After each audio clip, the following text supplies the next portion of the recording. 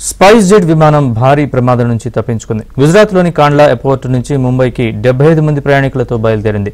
అయితే టేకాఫ్ అయిన వెంటనే విమాన చక్రాల్లో ఒకటి రన్వేపైనే ఊడిపోయింది.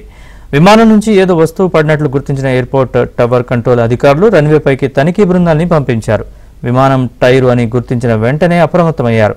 ముంబై విమానాశ్రయ అధికారులకు సమాచారం అందించారు.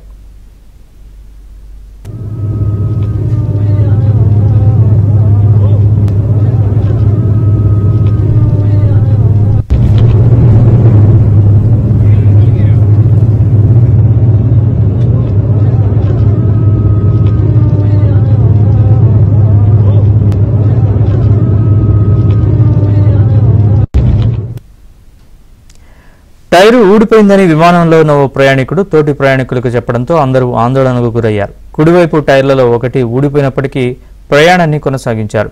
ముంబై ఎయిర్పోర్ట్లో ఎమర్జెన్సీ ప్రకటించారు. అయితే పైలట్లు చాకచక్యంగా విమానాన్ని సురక్షితంగా ల్యాండ్ చేశారు. దీంతో ప్రయాణికులు ఊపిరి పీల్చుకున్నారు. అయితే స్పైస్ జెట్ విమానం ల్యాండింగ్కి సంబంధించిన వీడియో వైరల్గా మారింది. విమాన ఘటనను స్పైస్ జెట్ ధృవీకరించింది.